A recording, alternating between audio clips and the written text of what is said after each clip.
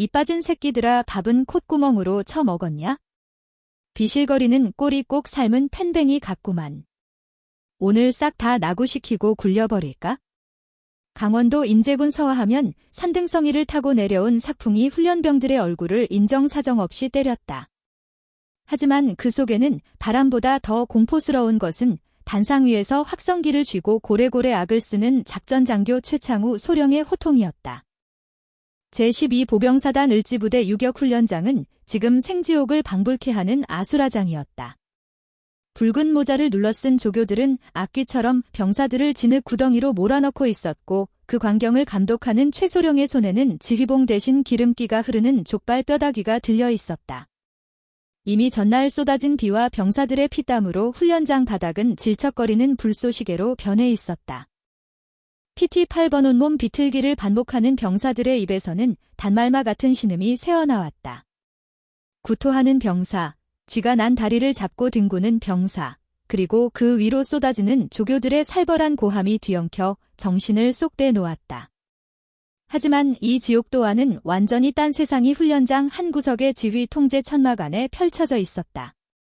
천막 틈새로 새어나오는 것은 땀 냄새가 아니라 구수한 수육향기와 시큼털털한 막걸리 냄새였다. 최창우 소령은 훈련 상황판을 등지고 거만하게 다리를 꼬고 앉아 있었다. 그의 곁에는 대위 2명과 상사 1명이 마치 상전 모시듯 술잔을 채우느라 바빴다. 과장님, 이번 기수 애들은 상태가 영 맹랑합니다. 좀 더 빡세게 굴려야 정신머리를 고쳐 놓을 것 같습니다. 전투지원 중대장이 비굴한 미소를 흘리며 최소령의 빈잔에 막걸리를 따랐다. 최소령은 번들거리는 입술을 훔치며 낄낄거렸다. 요즘 것들이 다 그렇지. 스마트폰이니 뭐니 하면서 정신상태가 썩어 빠졌어. 군대를 무슨 보이스카웃 캠핑인 줄 안다니까. 야, 저기 삼소대 놈들 꼬라지 봐라. 아주 개판 5분 전이네. 조교시켜서 무릎 등짝에 대가리 좀 받게 해. 예, 알겠습니다. 대위가 무전기로 조교들에게 가혹행위에 가까운 명령을 내리는 동안 최소령은 입안 가득 수육을 씹으며 깨름직한 트림을 내뱉었다. 그들이 병사들의 고통을 안주삼아 술판을 벌리고 있을 무렵 훈련장 입구 위병소 쪽에 낡은 군용 레토나 한 대가 멈춰섰다. 차문이 열리고 흙탕물이 튀며 광이 죽은 전투화가 진흙 바닥을 힘차게 밟았다. 차에서 내린 인물은 갓 임관한 듯한 육군 소위 계급장을 달고 있었다. 헐렁한 야전 상의에 푹 눌러쓴 전투모 아래로 드러난 하얀 얼굴. 언뜻 보면 여리여리해 보이는 인상의 여군이었다. 하지만 그녀의 눈동자만큼은 인제의 칼바람보다 더 차갑고 예리하게 번뜩이고 있었다. 그녀의 이름은 강서연. 나이 39세. 대한민국 육군 창설 이래 최연소 여성 소장이자 3일. 뒤면 이곳 12사단의 사단장으로 취임할 예정인 인물이었다. 전설적인 707 특수임무대단에서 독사라는 이명으로 불리며 대테러 작전을 수행했던 인간 병기. 그녀가 어깨에 번쩍이는 별 2개를 떼고 다이아몬드 하나 박힌 소위 계급장을 단 채 이곳에 나타난 이유는 명확했다. 이 부대는 썩어 문드러졌다. 내 2 눈으로 직접 확인하기 전까진 아무것도 믿지 않겠다. 강서연은 속으로 되뇌이며 온몸을 가다듬었다. 그녀의 정보망에 포착된 12사단의 실태는 참담 그 자체였다. 병영 부조리 신고가 빗발쳤고 간부들의 기강 해이로 인한 사고가 끊이지 않았다. 하지만 상부로 올라오는 보고서는 언제나 특이 사항 없음 혹은 전투준비 태세 완비라는 거짓말로 포장되어 있었다. 그녀는 부하가 될 병사들이 어떤 취급을 받는지 가장 낮은 위치에서 확인하기 위해 이 위장 잠입을 감행했다. 그녀가 훈련장 안으로 성큼 걸어 들어오자 입구를 지키던 위병 근무자가 당황한 표정을 지었다. 충성. 어떻게 오셨습니까? 병사는 낯선 여군 소위의 등장에 눈이 휘둥그레졌다. 부관도 대동하지 않고 단독 군장 차림으로 훈련장에 나타난 장교는 전례가 없었기 때문이다. 강서연은 어색하게 경례를 받아주며 미리 준비해둔 위장 신분을 댔다. 본부중대 전입 신임 소위 강지원이다. 유격훈련 참관 및 교육을 명받았다. 작전 장교님 어디 계시나? 그녀의 목소리는 낮았지만 서슬퍼런 위험이 있었다. 근무자는 주춤거리며 지휘 통제 천막을 손가락으로 가리쳤다. 저기 중앙 천막에 계십니다. 근데 지금 기분이 별로 안 좋으셔서. 알았다. 수고해라. 강서연은 천막을 향해 발걸음을 옮겼다. 한 걸음 내디딜 때마다 훈련장의 참혹한 풍경이 선명하게 시야에 들어왔다. 12월의 얼음장 같은 웅덩이에서 구르고 있는 병사들의 입술은 보랏빛으로 질려 있었다. 젖고 찢어진 군복은 제 기능을 잃었고 안전장치 하나 없이 외줄 타기를 하는 병사들의 표정에는 공포가 서려 있었다. 규정대로라면 휴식 시간이 주어져야 할 타이밍이었지만 교관들은 쉴 새 없이 호각을 불어댈 뿐이었다. 천막 입구에 다다르자마자 코끝을 찌르는 역겨운 알코올 냄새가 진동했다. 강서연은 저도 모르게 미간을 찌푸렸다. 707 시절 며칠 밤을 꼬박 새우며 적진 한복판을 누비던 때보다 지금 이 상황이 훨씬 더 구역질나게 느껴졌다. 그녀는 깊게 심호흡을 한 뒤 천막에 가림막을 확 걷어 올렸다. 충성. 신고합니다. 소위 강지원, 금일부로 유격훈련 입소를 명받았습니다. 천막 안의 공기가 순식간에 차갑게 얼어붙었다. 막걸리 잔을 기울이던 대위들의 손동작이 멈췄고 족발을 뜯던 최창우 소령의 시선이 강서연에게로 꽂혔다. 최소령은 입안에 고기를 삼키지도 않은 채 그녀를 위아래로 훑어보았다. 마치 시장 바닥에서 물건 값을 흥정하는 듯한 불쾌하고 끈적거리는 눈빛이었다. 뭐야 이건? 아, 그 새로 전입 온다는 여군 소위가 너냐? 최소령은 의자에 삐딱하게 기대앉아 있으시개로 이에 낀 고기를 쑤시며 비아냥거렸다. 경례를 받아주기는커녕 거들떠보지도 않는 오만 방자하기 짝이 없는 태도였다. 그렇습니다. 훈련 지침에 의거하여 신고드립니다. 강서연은 흐트러짐 없는 부동 자세를 유지한 채 대답했다. 그녀의 예리한 눈빛은 최소령의 풀어헤친 군복 상의와 탁자 위에 어지럽게 널브러진 술병들을 정확하게 스캔하고 있었다. 최소령이 기가 차다는 듯 코웃음을 쳤다. 야, 중대장들아 들었냐? 훈련 지침이란다. 어이, 아가씨. 여기는 학교가 아니에요. 그리고 여자가 무슨 놈의 유격훈련이야?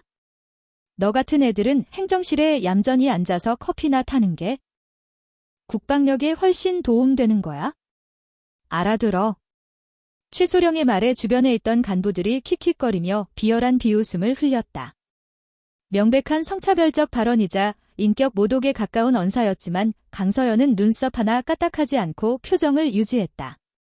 속에서는 당장이라도 저 술상을 엎어버리고 최소령의 관절을 꺾어버리고 싶은 충동이 일었지만 그녀는 주먹을 꽉 쥐는 것으로 간신히 참았다. 아직은 때가 아니었다. 군인에게 남녀 구분은 없습니다. 저도 똑같이 훈련받겠습니다. 강서연의 단호한 대답에 최소령의 표정이 순식간에 일그러졌다. 그는 귀찮다는 듯 손을 휘저었다. 아, 말대가리 따박따박하는 것 좀 보소. 도끼가 바짝 올랐네? 그래, 어디 한번 해봐라. 대신 울면서 집에 보내달라고 징징 짜면 그땐 진짜 국물도 없을 줄 알아. 최소령은 자리에서 비틀거리며 일어나더니 느릿한 걸음으로 강서연에게 다가왔다. 역한 술 냄새가 확 풍겼다. 그는 강서연의 어깨를 툭툭 치더니 귀가에 대고 낮고 비릿한 목소리로 속삭였다. 군복이 좀 헐렁하네. PD 안 살아서 어디 봐주겠나? 내가 나중에 따로 자세 교정 좀 해줘야겠어? 몸이 유연해야 유격도 잘 받는 법이거든? 그것은 명백한 성희롱이었다. 강서연의 눈매가 순간 매섭게 변했다. 707 시절적의 목을 베기 직전에나 뿜어져 나오던 서늘한 살기가 순간적으로 그녀의 전신을 휘감았다. 하지만 최소령은 술에 취해 그 살기를 전혀 감지하지 못한 채 비열한 웃음만 흘리고 있었다. 명심하겠습니다. 기록해 두겠습니다. 뭐? 기록. 일기 쓰냐? 하하. 얘야, 저기 88번 올빼미 옆에 가서 굴러. 당장. 최소령의 고함에 강서연은 뒤로 돌아 천막을 나섰다. 밖으로 나오자마자 차가운 겨울바람이 그녀의 뜨거워진 머리를 식혀주었다. 그녀는 품 안에 몰래 숨겨둔 소형 녹음기를 확인했다. 빨간 불빛이 선명하게 깜빡이고 있었다. 하나도 빠짐없이 모아주마. 내 놈이 뱉은 그 더러운 말들이 내 목을 조르는 올가미가 될 거다. 강서연은 망설임 없이 곧장 진흙탕으로 걸어 들어갔다. 병사들이 그녀를 힐끔거렸다. 간부가, 그것도 여군 장교가 병사들과 똑같이 흙바닥을 구르는 것은 본 적 없는 기이한 광경이었기 때문이다. 88번 올빼미 동작 봐라. 장교라고 봐줄 줄 알았나? 머리띠에 붉은 모자를 쓴 조교가 강서연을 향해 소리쳤다. 사실 조교들도 난처한 기색이 역력했다. 장교에게 얼차려를 주는 것이 부담스러웠지만 최소령이 지켜보고 있는 이상 어쩔 수 없었다. 강서연은 군말 없이 진흙물 속에 머리를 박았다. 차가운 흙탕물이 코와 입으로 들어왔지만 그녀는 미동도 하지 않았다. 그녀의 옆에서 가쁜 숨을 몰아쉬던 한 병사가 있었다. 흙투성이가 된 명찰에는 병장 한도윤이라는 이름이 적혀 있었다. 그는 머리를 박은 채 힘겨워하는 강서연을 보고 작은 목소리로 말을 걸었다. 소위님, 괜찮으십니까? 요령껏 하십시오. 저 작전장교님 지금 술 취해서 제정신 아닙니다. 너무 열심히 하시면 다치십니다. 강서연은 고개를 살짝 돌려 한 병장을 바라보았다. 애어린 얼굴에 병장 입술이 터져 피가 흐르고 있었지만 자신보다 가천이 본 소위를 걱정하는 선한 눈빛이었다. 강서연은 흙탕물 속에서 희미하게 미소 지었다. 괜찮다. 나는 군인이다. 너희가 하면 나도 한다. 아니, 그래도 여군이시지 않습니까? 저 인간은 여자라고 더 악랄하게 괴롭힐 겁니다. 아까도 소대장님한테 얘야, 88번, 89번. 앞으로 취침, 뒤로 취침. 조교의 날카로운 호각 소리가 대화를 끊었다. 강서연과 한도윤 병장은 다시 진흙 바닥을 뒹굴었다. 1시간, 2시간이 흐를수록 훈련의 강도는 살인적으로 변해갔다. 최소령은 천막 밖으로 어슬렁거리며 걸어나와 의자를 끌어와 몸을 파묻고는 마치 투견장의 개들을 구경하듯 그들을 내려다보았다. 얘야, 강소희. 엉덩이가 하늘을 찌르겠다. 그래 가지고 애는 낳겠냐? 더 바짝 낮춰. 최소령의 저질스러운 언사가 확성기를 통해 훈련장 구석구석으로 퍼져나갔다. 병사들의 표정이 혐오감으로 일그러졌다. 그들조차 듣기 민망하고 거북한 말들이었으나 강서연은 입술을 꾹 다문 채 묵묵히 지시를 이행했다. 그녀의 전투복은 이미 너덜너덜하게 찢어지고 진흙 범벅이 되어 형체를 알아보기 힘들었다. 손바닥 가죽은 벗겨져 피가 배어나왔고 무릎은 끊어질 듯 아팠다. 그러나 강서연의 자세는 흐트러짐이 없었다. 현역 시절보다 체력은 다소 떨어졌을지언정 그 정신력 하나만큼은 여전히 전설적인 특전사 707의 팀장 시절 그대로였다. 해가 서쪽으로 넘어가고 상그늘이 짙게 깔릴 무렵 간신히 휴식이 주어졌다. 병사들은 흙바닥에 대자로 뻗어 거친 숨을 몰아쉬었다. 강서연은 나무 기둥에 몸을 기대어 가쁜 호흡을 고르고 있었다. 그때 한도윤 병장이 조심스레 다가와 수통을 건넸다. 드십시오. 이거라도 안 드시면 진짜 쓰러지십니다. 강서연은 한 병장이 건넨 물을 단숨에 들이켰다. 흙이 씹히는 미지근한 물이었지만 목 타는 갈증에는 생명수와 같았다. 고맙다, 한 병장. 근데 최소령 저 인간은 항상 저런 식인가? 그녀가 낮은 목소리로 물었다. 한 병장은 주위를 힐끔 살피더니 깊은 한숨을 내쉬었다. 말도 마십시오. 유격대만 저러면 양반이죠. 평소에는 더 악질입니다.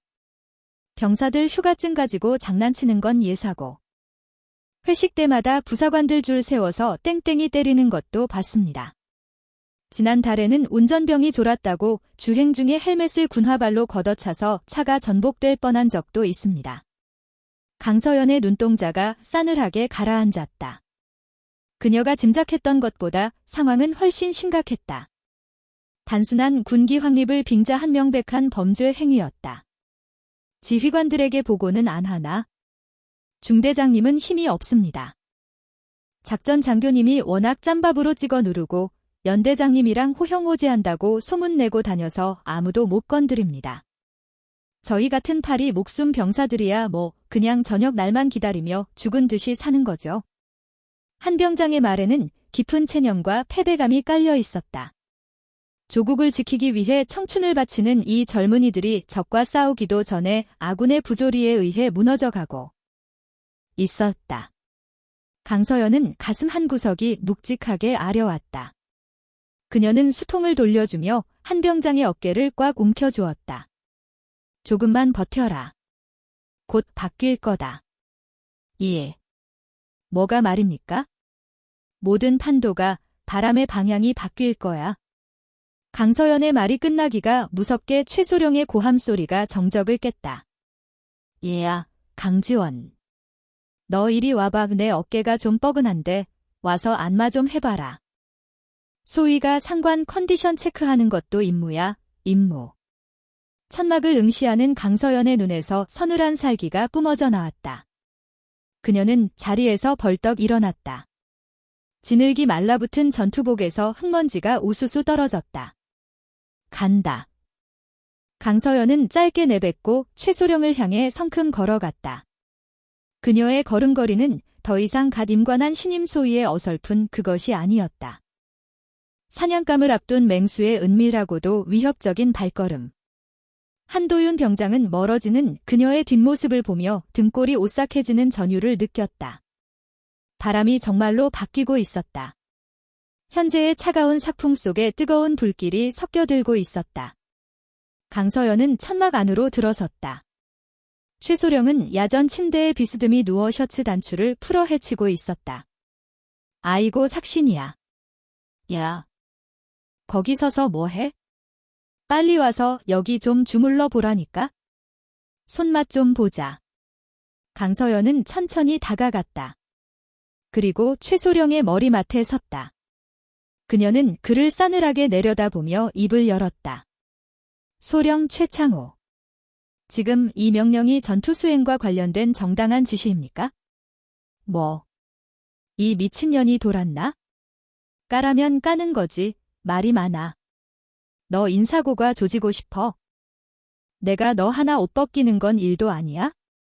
최소령이 벌떡 일어나며 강서연의 멱살을 잡으려 손을 뻗었다. 그 순간 강서연의 손이 번개처럼 움직였다. 퍽하는 파열음과 함께 달려들던 최소령의 손목이 허공에서 낚아채졌다. 으악. 아. 이거 안다. 최소령이 비명을 질렀지만 강서연의 손놀림과 힘은 상상을 초월했다. 그녀는 최소령의 손목을 뜯어낼 듯 움켜쥐고 낮고 위협적인 목소리로 말했다. 내 군복을 벗기는 건 당신 능력 밖일 텐데. 하지만 당신 옷은 내가 장담컨대 내 손으로 아주 갈기갈기 찢어주지. 기대해도 좋다. 너 지금 하극상이야. 헌병 불러. 강서연은 잡고 있던 손을 거칠게 뿌리쳤다. 최소령은 중심을 잃고 침대 위로 볼품없이 납꾸러졌다. 강서연은 그를 경멸 어린 시선으로 내려다 보다가 뒤도 돌아보지 않고 천막을 나갔다. 밤길 조심해라. 소령. 3일 뒤에 보자. 그녀가 남긴 마지막 말은 반바람에 흩어졌지만 그 서늘한 경고는 최소령의 귓가에 맴돌았다. 최소령은 씩씩거리며 소주병을 집어던졌다. 저런 미친년, 내가 가만두나 봐라. 내일 유격 코스에서 아주 반병신을 만들어주마. 하지만 최소령은 꿈에도 몰랐다. 자신이 건드린 상대가 12사단을 뒤흔들 거대한 폭풍의 눈이자 조직의 정점에 설 지휘관이라는 사실을. 그리고 사흘 후 그가 서게 될 자리는 연병장의 높은 단상이 아닌 활활 타오르는 지옥의 불길 앞이 될 운명이었다. 밤이 깊어가며 훈련장에는 무거운 정적만이 감돌았다. 병사들은 고단함에 지쳐 잠들었으나 강서연은 홀로 깨어 있었다. 그녀는 텐트 안에서 낡은 수첩을 꺼내 무언가를 빽빽하게 채워나갔다. 그것은 단순한 메모 따위가 아니었다. 사단을 좀먹고 있는 암적인 존재들을 도려내기 위한 치밀한 수술 계획서였다. 을지부대의 가장 낮은 곳에서 가장 뜨거운 별이 타오를 준비를 마친 밤이었다. 새벽 5시 30분. 인제의 겨울에는 여전히 게으름을 피우고 있었고 사방이 칠흑 같은 어둠에 잠겨 있을 무렵 날카로운 기상 나팔 소리가 고막을 파고들었다. 텐트 내부의 공기는 성에가 끼일 만큼 살을 애는 듯 차가웠다. 병사들은 신음 섞인 기지개 소리와 함께 힘겹게 몸을 일으켰다. 근육통이 온몸을 난타한 듯 욱신거렸지만 늑장을 부릴 여유 따위는 없었다. 조금이라도 늦었다간 어제보다 더 끔찍한 생지옥이 펼쳐질 것임을 모두가 본능적으로 감지하고 있었기 때문이다. 강서연은 침착하게 모자를 쓰고 전투화를 신었다. 발이 퉁퉁 부어올라 군화끈을 조이는 것조차 고역이었으나 그녀의 손길에는 일말의 망설임도 없었다. 그녀는 텐트 밖으로 나아가 차가운 새벽 공기를 폐부 깊숙이 들이마셨다. 비릿한 흙내음과 섞여 들어오는 팽팽한 긴장감. 그것은 흡사 전장의 냄새와도 같았다. 연병장에는 짙은 안개가 자욱하게 깔려 있었다. 점호를 위해 도열한 병사들의 입에서는 하얀 입김이 끊임없이 뿜어져 나왔다. 단상 위에는 전날 술판을 벌렸던 최창우 소령이 붉게 충혈된 눈을 한 채 버티고 서 있었다. 숙취 때문인지 아니면 분노 때문인지 그의 표정은 어제보다 한층 더 사나워 보였다. 그는 핫팩을 주머니에 찔러 넣은 채 추위에 덜덜 떠는 병사들을 경멸 어린 시선으로 훑어보았다. 전대 차렷. 간밤에 도망친 새끼 없나 확인해. 당직 사관의 인원 보고가 끝나자 최소령이 마이크를 잡았다.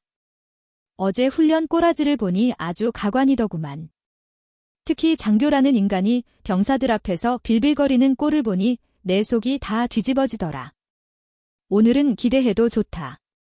정신 상태가 썩어 빠진 놈들은 내가 직접 개조해 줄 테니까. 그의 시선이 정확히 맨 앞줄 끝에 서 있는 강서연에게 꽂혔다. 강서연은 정면을 응시하며 눈 하나 깜짝하지 않았다. 최소령의 입꼬리가 비릿하게 비틀려 올라갔다. 오늘 오전 일과는 산악 장애물 코스다. 똥 싸는 새끼는 오늘 밥 없다. 산악 지형이 험준하기로 유명한 을지부대 유격장의 장애물 코스는 악명이 높았다. 깎아지른 듯한 절벽과 그 사이를 잇는 위태로운 외줄들. 안전장치가 있다고는 하나.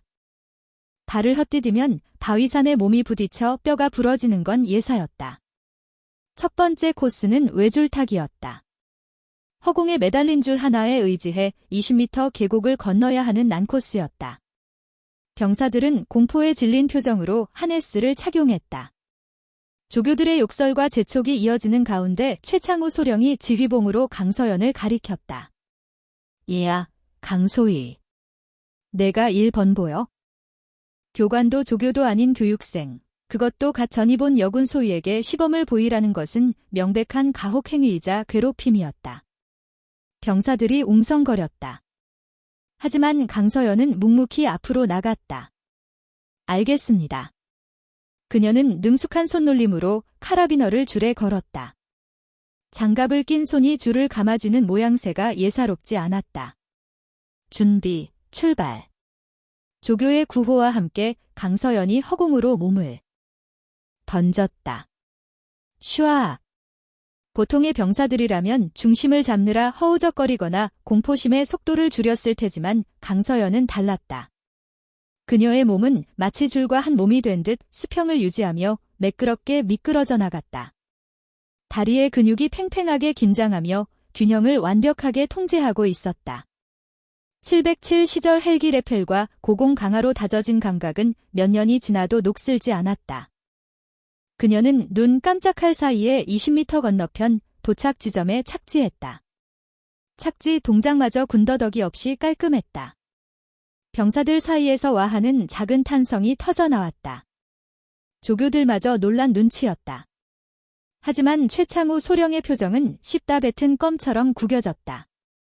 자신이 기대한 그림은 여군 소위가 줄에 매달려 비명을 지르거나 골탕 먹는 모습이었다. 얘야, 강지원. 다시 와.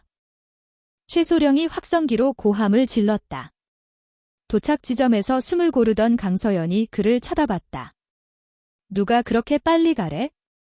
이건 유격 훈련이지, 고래등 서커스가 아니야. 자세가 전혀 안 됐잖아. 기본기 무시하고 요령만 피우는 거 내가 제일 싫어하는 거야? 다시 건너와. 실시. 말도 안 되는 트집이었다.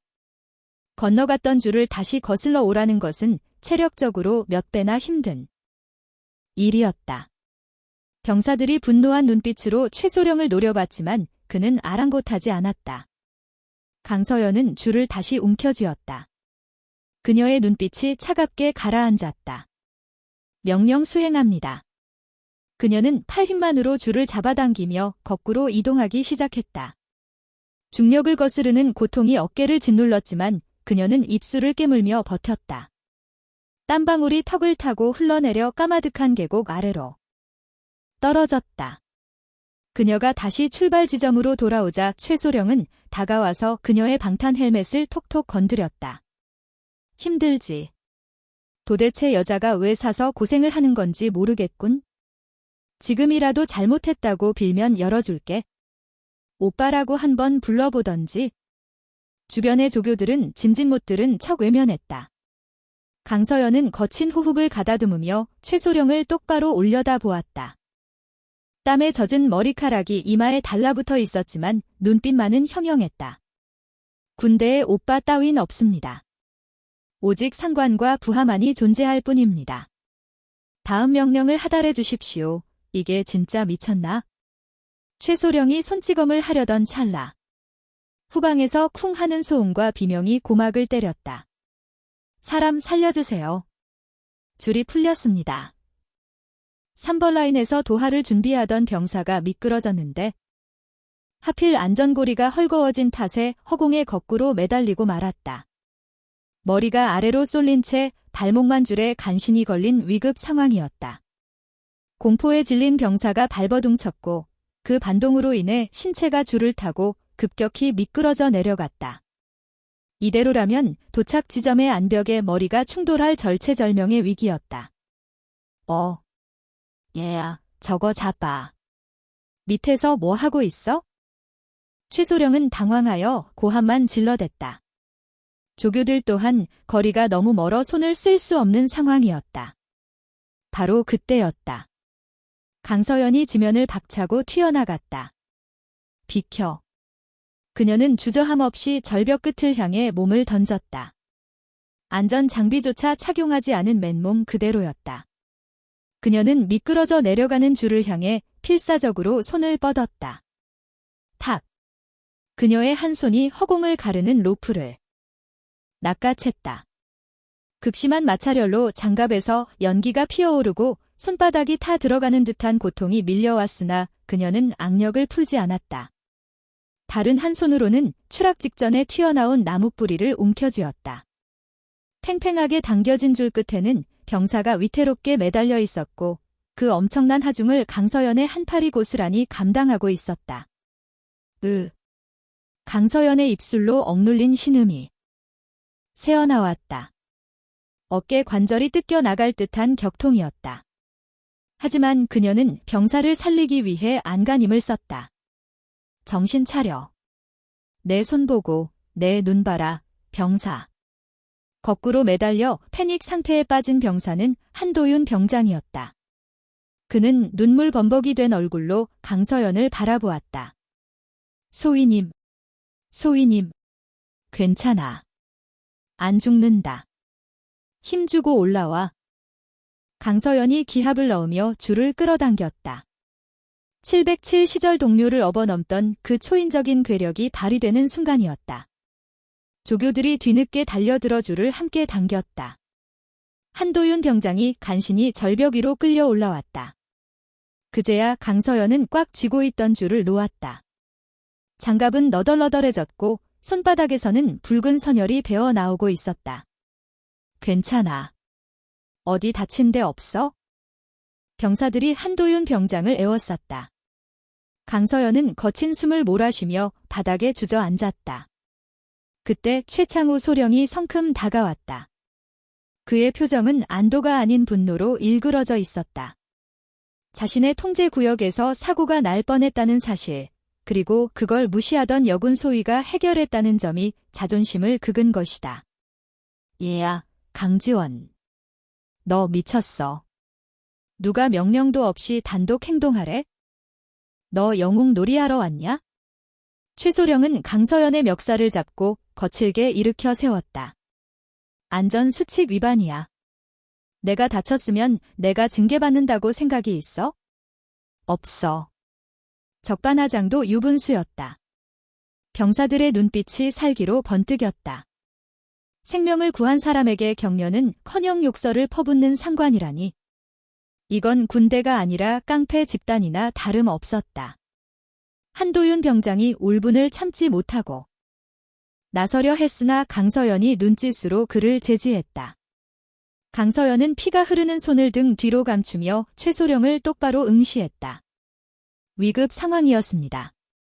병사의 생명보다 우선하는 안전수칙은 없습니다. 말대꾸 하지 말라고 했지? 너희 둘 다 오늘 점심 없다.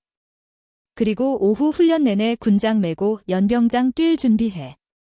아주 정신머리를 뜯어줄 테니까. 최소령은 바닥에 침을 탁 뱉은 뒤 돌아갔다. 상황 종료. 다들 위치로. 구경 났어. 빨리 안 움직여. 병사들은 주먹을 꽉 쥔 채 흩어졌다. 분노가 훈련장을 짓누르고 있었다. 한도윤 병장은 죄책감에 고개를 들지 못했다. 죄송합니다. 소위님. 저 때문에. 강서연은 다친 손으로 한도윤 병장의 어깨를 두드렸다. 고개 들어라, 병장 한도윤. 너는 살았고. 그거면 됐다. 밥은 한 끼 굶어도 안 죽지만 전우를 잃으면 군대는 죽는다. 그녀의 목소리는 담담했지만 그 안에 담긴 무게는 태산 같았다. 한도윤 병장은 눈물을 훔치며 고개를 끄덕였다. 이 신임 소위는 달랐다. 지금까지 봐왔던 어떤 장교와도 달랐다. 오후는 더욱 가혹했다. 최소령의 지시대로 강서연과 한도윤은 완전 군장을 한 채 연병장을 뛰었다. 다른 병사들이 장애물 코스를 타는 동안 두 사람은 끝도 없이 달리고 또 달렸다. 허벅지가 터질 것 같고 숨이 턱끝까지 차올랐지만 강서연은 멈추지 않았다. 그녀가 멈추지 않으니 한도윤도 멈출 수 없었다. 연병장 흙바닥에 그녀의 군화 자국이 깊게 패었다. 그 모습을 지켜보는 병사들의 마음속에 무언가가 꿈틀거리기 시작했다. 그것은 존경심이었고 동시에 부당함에 대한 뜨거운 분노였다. 해가 저물고 저녁 식사 시간, 최소령의 지시대로 두 사람의 식판은 비어 있었다. 취사장에서 풍겨오는 밥냄새가 허기를 자극했지만 두 사람은 식당 구석에 서 있어야만 했다. 바로 그때 식사를 마친 병사들 몇몇이 은밀하게 주머니에 건빵과 삶은 달걀을 챙겨 넣는 모습이 보였다. 그들은 식기 반납구를 지나치며 강서연과 한도윤의 발치에 슬그머니 떨어뜨리거나 스쳐 지나가는 찰나의 순간 손에 쥐어주었다. 드십시오. 안 들키게 조심하십시오. 힘내십시오. 소위님. 병사들의 나지막한 속삭임이 이어졌다. 강서연은 손안에 들어온 온기 섞인 삶은 달걀을 내려다 보았다. 껍질이 깨져 볼품 없었지만 세상 그 어떤 보석보다 찬란해 보였다. 가슴 한편이 묵직하게 울려왔다. 지휘부는 썩어 문드러졌을지언정 병사들의 전우회에는 아직 살아 숨쉬고 있었다. 그녀가 목숨 걸고 지켜야 할 가치는 바로 이것이었다. 강서연은 한도윤에게 건빵을 건네며 나직이 속삭였다. 먹어.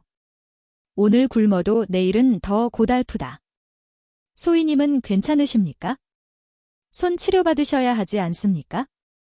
이 정도 상처는 영광의 상처다.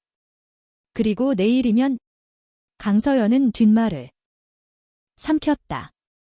내일은 유격 훈련의 절정인 화생방 훈련과 40km 산악 행군이 잡혀 있었다.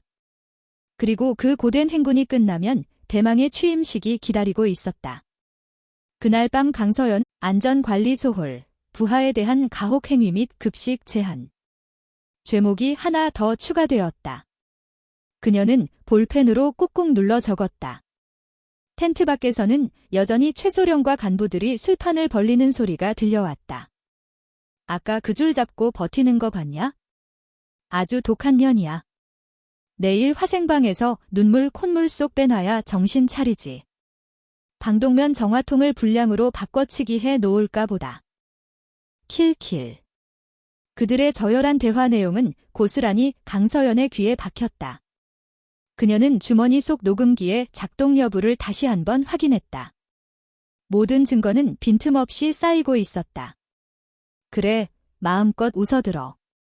그 웃음이 처절한 비명으로 바뀌는 건 시간 문제일 테니. 강서연은 군장을 다시 꾸리기 시작했다. 내일 행군에는 평소보다 더 많은 중량을 채워 넣을 생각이었다. 한도윤 병장이 지치면 짐을 덜어주기 위함이었고 스스로를 극한으로 몰아넣어 전성기의 감각을 완벽히 되살리기 위해서였다. 어둠 속에서 그녀의 눈동자가 서늘하게 빛났다. 인제의 반바람이 거세게 불어와 텐트를 흔들었지만 그 안에 웅크린 표범의 기세는 미동조차 없었다. 12사단에 몰아칠 진짜 폭풍은 이제 막 시작되려 하고 있었다. 강서연은 잠시 눈을 붙였다. 꿈속에서 그녀는 별 2개가 박힌 베레모를 쓰고 있었다. 그 서슬퍼런 별빛 아래 최창우는 무릎을 꿇고 살려달라 애원하고 있었다. 그 순간은 머지 않았다. 단 하루, 딱 하루가 남았을 뿐이다. 유격훈련 3일차 아침, 강원도 인제의 하늘은 제빛 먹구름으로 뒤덮여 있었다. 금방이라도 눈발이 날릴 것 같은 음산한 날씨였다. 병사들의 얼굴에는 깊은 수심이 드리워져 있었다. 유격의 꽃이라 포장되지만 실상은 생지옥이나 다름없는 화생방 훈련과 복귀 행군이 기다리고 있었기 때문이다. 오전 가스 실습장 앞에는 벌써 매캐한 냄새가 진동했다. 조교들이 방독면을 점검하고 CS 가스 캡슐을 태울 채비를 서둘렀다. 최창우 소령은 방독면은커녕 마스크조차 쓰지 않은 채 멀리 떨어진 지휘 통제. 차량 옆에서 커피를 홀짝이며 이쪽을 구경거리 삼아 지켜보고 있었다. 자, 오늘의 하이라이트다. 안에 들어가서 군가 일절을 다 부를 때까지 못 나온다. 특히 꾀부리는 놈들은 정화통 분리하고 숨 참기 1분 추가다. 알겠나? 통제관의 고함에 병사들이 악하고 대답했다. 강서연은 보급받은 방독면을 허리에 차고 대기열에 섰다. 그녀의 옆에 선 한도윤 병장은 긴장한 탓인지 손끝을 파르르 떨고 있었다. 소위님, 아까 작전 장교님이 조교한테 뭔가 지시하는 걸 봤습니다. 분명 소위님 방독면에 장난을 쳤을 겁니다. 제 거랑 바꾸시죠? 한도윤이 걱정스러운 눈빛으로 속삭였다. 강서연은 단호하게 고개를 저었다. 괜찮다. 신경 쓰지 마라. 내 장비는 내가 책임진다. 그녀는 이미 방독면을 점검할 때 배기 밸브 쪽이 미세하게 훼손된 것을 확인한 터였다. 가스가 새어 들어오게 만든 악질적인 수작이었다. 하지만 707 시절 실제 신경가스 훈련까지 견뎌냈던 그녀에게 최루탄 가스 정도는 정신력으로 충분히 버틸 수 있는 수준이었다. 입장문이 열리고 강서연과 병사들이 가스실 안으로 밀려 들어갔다. 문이 닫히자마자 핏빛 연기가 시야를 가렸다. 숨을 들이쉬자마자 폐가 타오르는 듯한 고통이 밀려왔다. 병사들은 기침을 토해내며 바닥을 굴렀다. 콧물과 눈물이 범벅이 되어 내부는 순식간에 아수라장으로 변했다. 정화통 분리. 군가 시작. 사나이로 태어나서 조교의 지시에 병사들이 울며 겨자먹기로 정화통을 돌려 빼앗았다. 생으로 가스를 마시는 고통에 여기저기서 살려주십시오 라는 비명이 터져나왔다. 그때 유리창 너머로 최창우 소령의 얼굴이 보였다. 그는 낄낄거리며 손가락으로 강서연을 가리키고 있었다. 괴로워하는 모습을 보며 쾌락을 느끼는 악마의 비릿한 미소였다. 강서연은 정화통을 떼어낸 상태에서도 흐트러짐 없는 부동 자세를 유지하며 창너머에 최소령을 매섭게 쏘아보았다. 그녀의 양눈은 붉게 충혈되었으나 결코 나약한 눈물 따위는 흘리지 않았다. 맹독성 가스가 코와 점막을 찌르며 파고들었지만 그녀는 호흡을 극한으로 절제하며 끔찍한 고통을 속으로 삼켰다. 바로 옆에서 한도윤 병장이 헛구역질을 하며 쓰러지려 하자 강서연은 한 손으로 그의 군복 멱살을 움켜주어 단단히 지탱해 주었다. 정신줄 놓지 마. 여기서 쓰러지면 저 새끼가 이기는 거야. 악으로 버텨. 방독면 정화통도 없이 사실상 맨 얼굴로 버텨내는 강서연의 도전에 조교들조차 경악을 금치 못했다. 일반인이라면 벌써 질식해 문을 박차고 뛰쳐나갔어도 이상하지 않을 상황이었다. 최소령의 얼굴이 점차 일그러지기 시작했다. 고통에 몸부림치며 바닥을 기어야 할 여자가 도전으로 버티고 서 있으니 흥미가 떨어진 탓이다. 얘야, 쟤네 더 집어넣어 놔. 문 열지 마. 최소령이 무전기에 대고 고래고래 소리쳤지만 통제관은 안전규정상 더 이상은 위험하다고 판단하여 가스실 문을 개방했다. 전원 퇴실. 병사들이 토사물과 침으로 범벅이 된 채 밖으로 쏟아져 나왔다. 다들 땅바닥에 코를 박고 신선한 공기를 탐하느라 정신이 혼미했다. 하지만 강서연은 비틀거림 없이 당당하게 걸어나와 수통의 물로 눈과 코를 씻어냈다. 그녀의 얼굴은 가스 때문에 붉게 달아올랐지만 표정만큼은 여전히 서늘하고 차가웠다. 그녀는 최소령이 서 있는 방향을 향해 바닥에 침을 탁하고 뱉었다. 입안에 고인 가스의 찌꺼기를 뱉어낸 것이었으나 그 행위는 명백히 그를 향한 도발이었다. 오후 4시, 유격의 마지막 관문인 40km 산악행군이 시작되었다. 인제의 산길은 명성대로 가파르고 험준했다. 설상가상으로 일기예보대로 하늘에서 눈이 내리기 시작했다. 흩날리던 산락눈은 금세 굵은 한방눈으로 변해 병사들의 시야를 하얗게 가려버렸다. 완전 군장을 착용한 병사들의 행렬이 거대한 뱀처럼 길게 산능선을 따라 이어졌다. 강서연은 대열의 가장 후미에서 뒤처지는 병사들을 독려하며 묵묵히 걸었다. 그녀의 군장은 규정 무게인 20kg을 훨씬 상회하고 있었다. 지친 한도윤 병장의 예비 전투화와 수통까지 몰래 자신의 배낭에 넣어 짊어졌기 때문이다. 소위님, 죄송합니다. 제 짐인데 제가 들어야 하는데. 말 아껴. 호흡 조절에 집중해. 발바닥 감각 없어지면 바로 보고해. 강서연은 대꾸 없이 앞만 보고 걸음을 옮겼다. 그때 뒤쪽에서 눈을 찌르는 듯한 강렬한 헤드라이트 불빛이 비쳤다. 최창우 소령이 탑승한 지휘용 레토나 차량이었다. 히터를 빵빵하게 틀어놓은 따뜻한 차. 안에서 최소령은 창문을 살짝 내린 채 컵라면을 먹고 있었다. 살얼음 공기 속으로 뜨거운 라면, 국물의 김이 모락모락 피어올랐다. 어이쿠, 우리 강지원 소위 아주 잘 껐네. 완전 독종이야. 얘야, 독종. 근데 어쩌나, 이제 겨우 시작인데. 이 고개만 넘어가면 진짜 생지옥인 거 알지? 최창우는 일부러 보란 듯이 젓가락으로 면발을 후루룩 소리내어 빨아들이며 약을 올렸다. 매서운 눈보라를 온몸으로 맞으며 걷는 병사들에게 퍼지는 라면 냄새는 고문이나 다름없었다. 차 좀 태워줄까? 대신 내 옆에 앉아서 술 좀 따르면서 애교 좀 부리면 생각해볼게. 낄낄. 최창우의 천박하고 저질스러운 농담에 운전병조차 난처한 기색을 감추지 못했다. 강서연은 대꾸할 가치도 없다는 듯 군장 어깨끈을 더 꽉 움켜쥐었다. 갈 길 가시죠. 매연 냄새 엉키우니까. 이게 진짜. 얘야, 운전병. 속도 줄여. 천천히 가면서 쟤네들한테 진흙 눈이나 잔뜩 튀겨줘. 레토나 차량이 병사들의 걸음 속도에 맞춰 느릿느릿 기어가기 시작했다. 타이어가 질척이는 진흙 눈을 밟을 때마다 튀어오르는 오물들이 병사들의 군복을 더럽혔다. 하지만 그 누구도 감히 항의할 수 없었다. 그저 이를 악물고 묵묵히 걸을 뿐이었다. 밤 10시가 넘어가자 기온은 영하 15도까지 곤두박질 쳤다. 칼을 애는 듯한 칼바람과 추위가 군복 틈새를 파고들었다. 병사들의 눈썹과 속눈썹에는 하얗게 성에가 맺혔다. 그때 대열 중간에서 억하는 외마디 비명과 함께 병사 하나가 중심을 잃고 쓰러졌다. 다리에 쥐가 나고 급격한 탈진 증세를 보인 것이었다.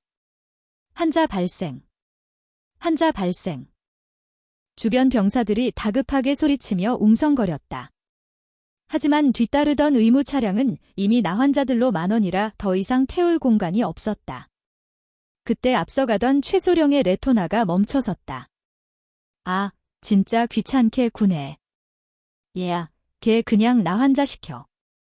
한참 뒤에 오는 회수 차량에나 태우라고 해. 시간 지체하지 말고 계속 이동해. 최창우는 창문조차 내리지 않은 채 확성기를 통해 짜증 섞인 목소리로 지시했다. 쓰러진 병사는 울먹이며 억지로 몸을 일으키려 했지만 이미 풀려버린 다리는 말을 듣지 않았다. 그때 강서연이 성큼성큼 다가갔다. 군장 내려. 그녀는 쓰러진 병사의 군장을 번쩍 들어올려 자신의 군장 위에 더 얹었다. 그리고 자신의 소총을 한도윤에게 맡긴 뒤 쓰러진 병사를 단단히 부축해 일으켜 세웠다. 소위님, 안 됩니다. 이미 군장 무게도 감당하기 힘드실 텐데. 조용히 해. 우리 부대에 나환자 따윈 없다. 우린 끝까지 같이 간다. 강서연은 병사의 팔을 자신의 어깨에 걸치고 무겁게 걸음을 옮겼다. 한 걸음 뗄 때마다 눈길 위에 깊고 선명한 군화 자국이 패었다. 도합 40kg이 훌쩍 넘는 살인적인 무게가 어깨를 짓눌렀지만 그녀의 등은 결코 휘어지지 않았다. 눈보라를 뚫고 나아가는 그 뒷모습은 마치 거대한 산이 움직이는 것만 같았다. 차 안에서 그 광경을 지켜보던 최창우는 혀를 찢찼다. 미련한 년 자주 쇼를 해라. 쇼를 해. 저렇게 다리 무릎 나가면지만 손해지. 얘야, 그냥 가자. 재수 없으니까. 레토나가 속도를 높여 어둠 속으로 사라졌다. 강서연은 멀어지는 차량의 붉은 미등을 노려보며 입술을 질끈 깨물었다. 최창우, 내 놈이 따뜻한 차 안에서 히터바람 쐬는 것도 오늘이 마지막이다. 내일부터 내 인생 자체가 영원한 혹한기일 테니. 새벽 4시, 드디어 부대 정문이 시야에 들어왔다. 병사들은 마치 좀비처럼 비틀거리며 걸어 들어왔다. 단 한 명의 나환자도 없는 전원 완주였다. 강서연이 대열의 최후미에서 뒤처지는 병사들을 끝까지 독려하며 부대 안으로 들어서자 먼저 복귀해 있던 병사들 사이에서 누가 먼저랄 것도 없이 박수가 터져나왔다. 수고하셨습니다. 소위님. 정말 감사합니다. 처음엔 작게 시작된 박수 소리는 삽시간의 파도처럼 커져 연병장 전체를 뒤흔들었다. 흑투성이가 된 얼굴로 솔선수범한 신임 소위의 리더십은 병사들의 가슴에 깊고 묵직한 울림을 남겼다. 그러나 이 뭉클한 감동의 순간을 산통 깨는 자가 있었으니 바로 최창우 소령이었다. 당직 사령완장을 찬 그는 지휘 통제실 입구에서 거만하게 소리쳤다. 야, 시끄러워. 폐병신 새끼들 마냥 질질 끌려와 놓고 무슨 놈의 박수야? 너들 꼬라지를 좀 봐라. 거지대가리 따로 없네? 최소령은 강서연에게 다가오더니 역겨운 냄새라도 난다는 듯 과장되게 코를 막는 신용을 보였다. 강소희. 꼴이 아주 가관이구만.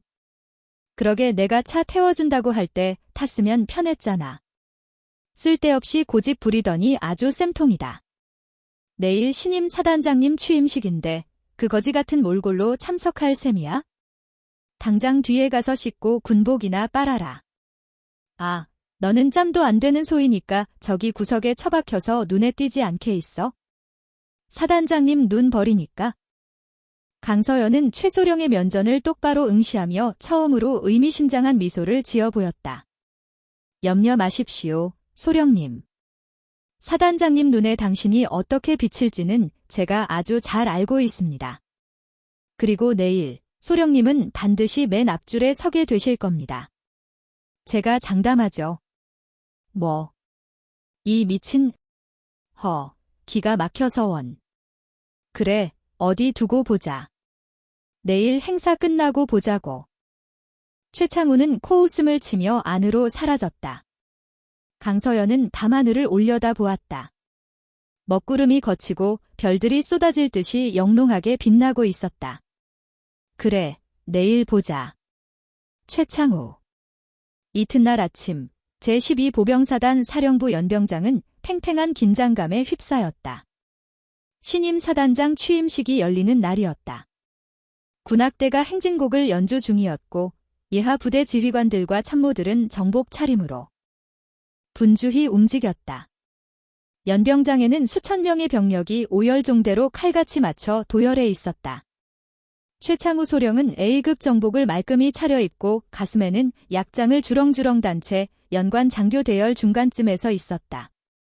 그는 옆에 있는 인사과장에게 은밀히 속삭였다. 야, 그 신임 소위 계집애 안 보이냐? 강지원인가 뭔가 하는 애 말이야. 내가 분명히 집합하라고 일러뒀는데? 어디 짱 박혀서 안 나오네. 빠져가지고는? 인사과장이 주위를 둘러보며 고개를 저었다. 글쎄요. 아까 아침 먹을 때도 안 보이던데요. 혹시 어제 행군하고 퍼져서 의무대에 누워있는 거 아닙니까? 쇠골이라도 나갔다고 들어누웠나 보네. 끝나고 내가 아주 작사를 내놔야지. 최소령은 넥타이를 고쳐매며 여유롭게 콧노래를 흥얼거렸다. 오늘 부임하는 사단장이 철의 여인이라 불리는 깐깐한 인물이라는 소문이 파다했지만 그는 전혀 걱정하지 않았다. 자신은 줄타기의 명수였고 아부에도 일가견이 있었기에 적당히 비위나 맞춰주며 실세 라인에 편승할 부푼 꿈을 꾸고 있었다. 사단장님 입장. 사회자의 힘찬 외침과 함께 군악대의 웅장한 연주가 시작되었다. 장성 행진곡이 울려 퍼지자 연병장의 모든 시선이 본청 건물 입구로 쏠렸다. 검은색 세단이 미끄러지듯 멈춰서고 뒷좌석 문이 열렸다. 먼저 내린 것은 군단장이었다. 그리고 그 뒤를 이어 신임 사단장이 위용을 드러냈다. 햇빛을 받아 번쩍이는 정모의 챙, 갈아입은 짙은 녹색의 정복, 그리고 어깨 위에서 찬란하게 빛나는 은색별 2개, 대한민국 육군소장 강서연이었다. 그녀가 단상을 향해 걸어오기 시작했다. 똑깍똑깍 군화 소리가 스피커를 타고 연병장 전체에 정적을 깨며 울려 퍼졌다.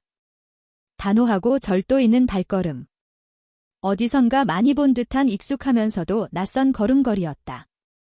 최창우 소령은 무심코 단상을 바라보다가 제 눈을 의심하며 비벼보았다. 잠깐만. 저 얼굴. 단상 위에 오른 강서연이 절도 있게 경례를 올리고 정모를 벗어 옆구리에 끼웠다. 그리고 마이크 앞에 섰다. 대형 스크린에 그녀의 얼굴이 클로즈업되었다. 화장기 없는 하얀 얼굴, 차갑게 빛나는 눈동자. 어제까지만 해도 진흙탕을 구르고 가스실을 통과하며 40km를 병사들과 함께 걸었던 바로 그 강지원 소위였다. 다만 달라진 것이 있다면 헐렁한 야전상에 대신 완벽하게 핏 맞춘 정복을 입고 있다는 것. 그리고 소위 계급장 대신 소장. 계급장을 달고 있다는 것뿐이었다. 헉. 최창우 소령의 입에서 단말마 같은 헛바람이 새어나왔다. 다리에 힘이 풀려 휘청거리는 그를 옆에 있던 대위가 황급히 부축했다. 과장님, 왜 그러십니까? 어디 편찮으십니까? 최창우는 대답조차 할 수 없었다. 얼굴이 백지장처럼 하얗게 질린 채 심장이 미친 듯이 요동치고 식은땀이 비오듯 쏟아졌다. 말도 안 돼, 저 여자가 사단장이라고? 당연히 강지원. 강서연. 그제야 이름의 퍼즐이 맞춰졌다. 자신이 3일 동안 온갖 모욕을 주고 성희롱을 일삼으며 진흙탕에 처박았던 그 신임 소위가 바로 자신의 생사여탈권을 쥔 직속 상관 사단장이었던 것이다. 단상 위의 강서연은 천천히 연병장을 둘러보았다. 그녀의 시선이 병사들의 대열을 지나 장교단 쪽으로 쓱 이동했다. 그리고 정확히 최창우 소령이 서 있는 지점에 꽂히듯 멈췄다. 스크린 속에 강서연이 입꼬리를 살짝 올렸다. 어젯밤 최창우에게 보여주었던 그 서늘하고도 잔혹한 미소였다. 최소령은 그녀의 서늘한 눈빛을 마주하자마자 아랫도리가 축축해지는 것을 느꼈다. 극심한 공포감에 과도한 근육이 풀려버린 탓이었다. 충성. 제12모병사단장 소장 강서연입니다. 그녀의 목소리가 연병장을 가득 채웠다. 어제 들었던 바로 그 목소리였다. 병사들 사이에서 술렁임이 일었다. 얘야, 저분 어제 우리랑 행군했던 그 소위 아니야? 맞아. 한도윤 부축해주던 그분이야. 와, 미친. 소장이었어. 병사들의 경악은 이내 짜릿한 전율로 변했다. 진흙탕에서 함께 구르며 고통을 나눈 사람이 사단장이라니 군 생활 중 들어본 적 없는? 전설이었다. 한도윤 병장은 입을 떡 벌린 채 단상을 바라보며 눈시울을 붉혔다. 강서연은 준비한 취임사 원고를 덮어버렸다. 그리고 마이크를 잡고 좌중을 압도하는 카리스마로 입을 열었다. 본인은 취임 전 3일간 이 부대의 일원으로서 너희들과 함께 땀 흘렸다. 나는 그곳에서 우리 용사들의 투혼, 군인 정신과 전우애를 목격했다. 흙탕물 속에서도 서로를 챙기는 너희들이야말로 진정한 대한민국의 기둥이다. 병사들의 눈이 초롱초롱 빛났다. 하지만 강서연의 목소리가 순식간에 낮고 차갑게 깔렸다. 연병장의 공기가 얼어붙었다. 동시에 나는 보았다. 신성한 의무를 다하는 병사들을 노예처럼 부리고 지위를 이용해 약자를 짓밟은 썩어빠진 기생충들이 이 부대에 서식하고 있다는 사실을. 그녀의 시선이 다시 최창우 소령에게 꽂혔다. 최소령은 고개를 떨구고 사시나무 떨듯 떨고 있었다. 주변 장교들도 숨을 죽였다. 본인은 오늘부로 12사단의 모든 악습을 뿌리 뽑겠다. 계급장 뒤에 숨어 부하들의 피를 빠는 놈들은 내 손으로 직접 도려내겠다. 헌병대장. 예. 헌병대장. 지금 즉시 작전 장교 소령 최창우를 긴급 체포하라. 연병장이 술렁거렸다. 취임식장에서 직속 부하를 체포하는 것은 전무후무한 일이었다. 사단장님, 제가 잘못했습니다. 한 번만 용서해 주십시오. 최창우 소령이 대열을 이탈해 단상 앞으로 뛰쳐나가 무릎을 꿇었다. 콧물과 눈물로 범벅이 된 비굴한 모습이었다. 그는 바닥에 머리를 박으며 애원했다. 제가 눈이 멀었습니다. 죽을 죄를 지었습니다. 제발 살려주십시오. 강서연은 단상에서 내려왔다. 헌병들이 그를 결박하려 하자 손을 들어 제지했다. 그녀는 최창우의 코앞까지 다가가 허리를 숙이고 속삭였다. 3일 전 그가 내뱉었던 말을 그대로 돌려주었다. 최소령, 3일 전에 내가 말했지, 기대하라고. 내 군복을 벗기는 건 내 권한 박이지만 내 군복은 갈기갈기 찢어주겠다고 말이야. 자, 사단장님. 제 죄목은 셀 수 없이 많습니다. 직권남용, 가혹행위, 근무태만, 음주소란, 그리고 상관 모독 및 성희롱. 내 녹음기에 내 목소리가 아주 생생하더구나. 군사재판이 끝나면 감옥에서 썩게 될 거다. 강서연은 허리를 펴고 헌병들에게 손짓했다. 끌고 가 안 돼. 사단장님, 살려주세요. 으아. 최창우는 짐승처럼 울부짖으며 끌려나갔다. 바닥에 남은 젖은 자국이 그의 추악함을 증명했다. 강서연은 다시 단상에 올라 병사들을 보며 눈빛을 부드럽게 바꿨다. 전투지원 중대장과 현장 간부들은 식후 사단실로 집합해라. 너희들도 공범이다. 그리고 용사 여러분, 특히 내 손을 잡아주었던 한도윤 병장. 한도윤이 깜짝 놀라 차려 자세를 취했다. 자네의 용기에 고마움을 표한다. 오늘부로 전 장병에게 특별 휴가 1박 2일을 부여한다. 이상. 와.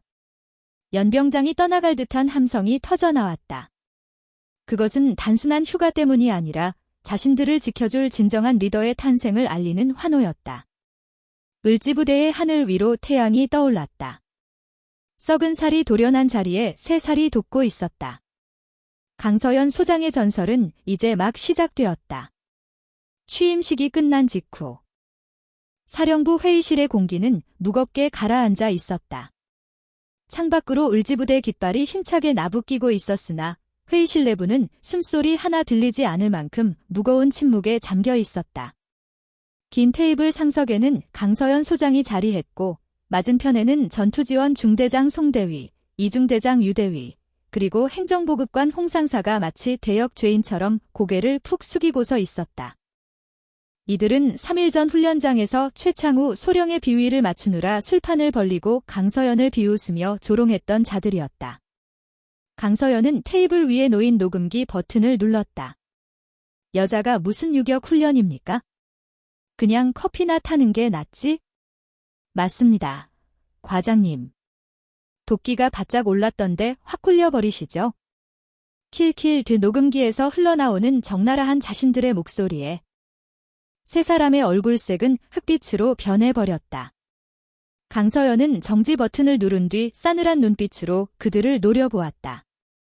군인의 명예를 실추시키고 부하들을 사지로 내몰면서 술판을 벌린 기분이 어떠했나? 사단장님, 그게 작전 장교님이 시켜서 어쩔 수 없이.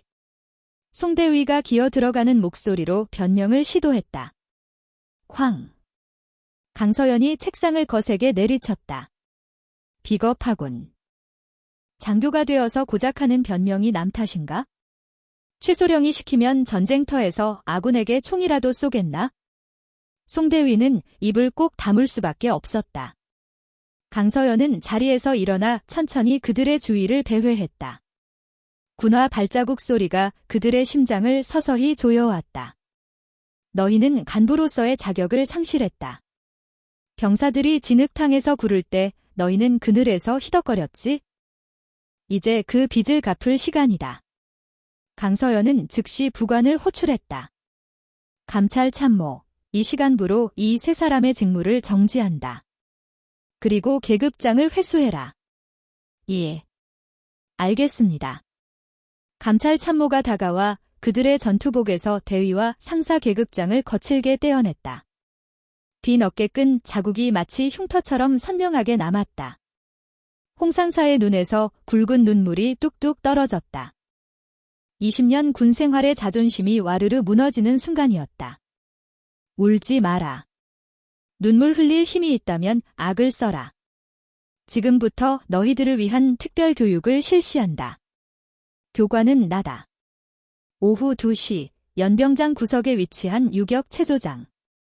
병사들은 모두 생활관으로 복귀해 휴식을 취하고 있었지만 3명의 간부는 교육생이라는 팻말을 목에 걸고서 있었다. 그들 앞에는 활동복으로 갈아입은 강서연 사단장이 서 있었다. 너희가 병사들에게 즐겨 시켰던 PT 8번 온몸 비틀기. 100회 실시한다. 구령 불어. 하나, 둘. 세 사람은 울며 겨자 먹기로 차가운 진흙 바닥에 누웠다. 평소 병사들에게 시키기만 했지 직접 해본지는 까마득한 동작이었다. 10회가 넘어가자 배가 찢어질 듯 아파왔고 20회가 되자 억눌린 곡소리가 터져나왔다. 술과 기름진 안주로 채워진 배가 출렁거렸다. 끝. 사단장님, 살려주십시오. 유대위가 땀 범벅이 되어 애원했다. 강서연은 팔짱을 낀 채 그들을 차갑게 내려다 보았다. 소리가 작다. 병사들은 이 고통 속에서도 군가를 불렀다. 3일 전 너희가 낄낄거리며 구경하던 바로 그 장면이다. 왜 직접 해보니 재미가 없나? 빅. 강서연이 호루라기를 불었다. 동작 그만. 전원기상. 선착순으로 저기 보이는 고지 찍고 돌아온다. 꼴찌는 한 바퀴 더 실시. 세 사람은 비틀거리며 뛰기 시작했다. 숨이 턱끝까지 차올랐고 다리가 후들거려 진흙탕에 몇 번이나 넘어졌다. 생활관 창문 너머로 이 광경을 지켜보던 병사들은 믿을 수 없다는 표정을 지었다. 야, 저기 봐, 중대장이랑 행보관님이 구르고 있어. 와, 진짜 사단장님이 직접 굴리시네. 대박이다. 병사들의 눈에는 통쾌함을 넘어선 경외심이 서렸다. 그동안 자신들을 괴롭히던 간부들이 참교육을 당하는 모습은 그 어떤 영화보다 짜릿했다.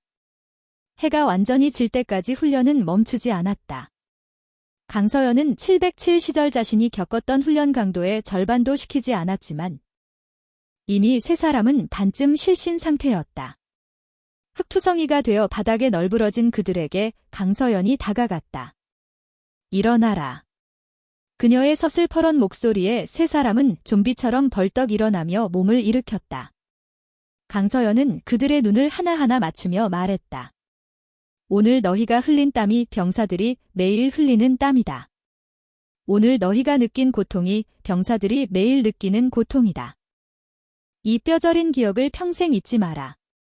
홍상사가 떨리는 목소리로 대답했다. 뼈에 새기겠습니다. 사단장님.